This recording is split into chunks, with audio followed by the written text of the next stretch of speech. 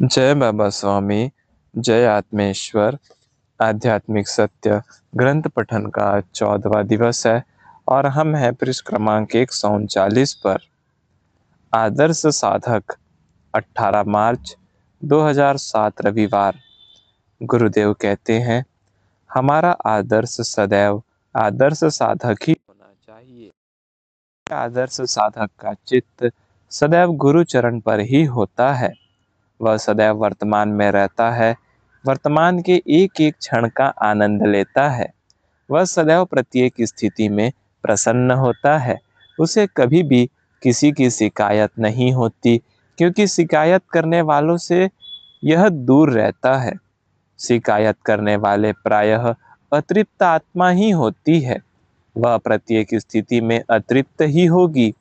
ऐसा साधक जीवन की अच्छी बुरी सभी परिस्थितियों को स्वीकार कर लेता है, परिस्थितियों से घबराता नहीं है, उनका साक्षी भाव से सामना करता है। ऐसा साधक सदैव वर्तमान में ही रहता है। वर्तमान में रहने के कारण उसके द्वारा किया गया कार्य भी सर्वश्रेष्ठ होता है, क्योंकि वह कार्य उसने अपनी संपूर्ण सकारात्मक ऊर्जा के साथ किया है। कार्य संपन्न करते समय भी कर्ता का भाव नहीं होता। वह कहता है, कार्य हो गया। ऐसा साधक सदैव नियमों का पालन करता है, क्योंकि वह जानता है यह नियम मेरे ही भले के लिए बनाए गए हैं। नियमों का कड़ाई से पालन कर वह अपने ही मैं के अहंकार पर नियंत्रण पाता है। इस साधक के सभी साधकों के साथ आत्मीय संबंध होते हैं। यह कम बात करता है, बात करके अपनी प्राप्त ऊर्जा को गवाता नहीं है। यह साधक सामूहिकता में सदैव नियमित ध्यान करता है। यह गुरु कार्य को अपना सौभाग्य समझता है, क्योंकि वह जानता है कोई तो कोई ना कोई कर ही देगा।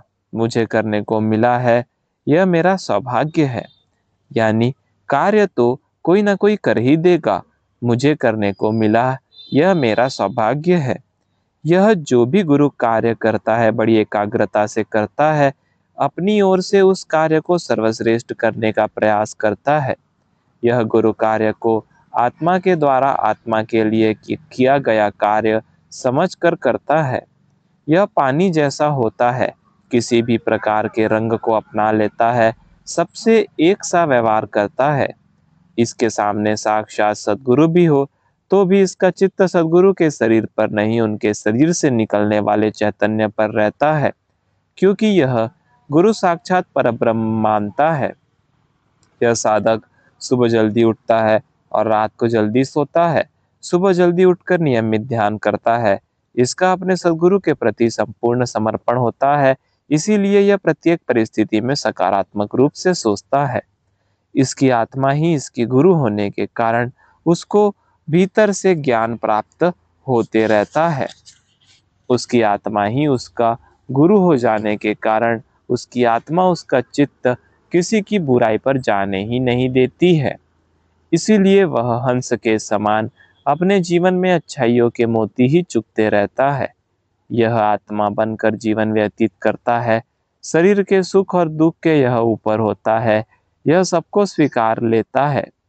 यह वर्तमान में रहने के कारण इसका चित्त एकाग्र होता है, इसीलिए इसकी ग्रहण करने की क्षमता बहुत होती है। इस साधक का जीवन नियमित ध्यान करने के कारण संतुलित होता है। यह न तो अति भोजन करता है और न उपवास करता है, सब जगह मध्य नाड़ी में होता है। इस साधक को कोई व्यसन नहीं रहते, क्योंकि व्यसन शरीर के अधीन होने पर होते हैं, यह आत्मा के अधीन होता है। यह साधक अपने भीतर की जीवंत ऊर्जा शक्ति को जगाने का अभ्यास करता है। इसी कारण मृत ऊर्जा वाला मांसाहार यह नहीं करता है, यह शुद्ध शाकाहारी होता है। यह महत्वाकांक्षी नहीं होता, इसीलिए उसके जीवन में संतोष और समाधान देखा जा सकता है। यह प्रत्येक व्यक्ति के गुणों को ही सदैव तलाशते रहता है, इसीलिए इसका चित्त कभी भी दूसरों के दोषों पर नहीं होता। यह प्रार्थना में विश्वास करता है और अपने जीवन की समस्या को परमात्मा की शक्ति पर छोड़ सदैव निश्चिंत रहता है। यह आधा घंटा नियमित ध्यान करता है, 23.5 घंटे ध्यान में ही रहता है।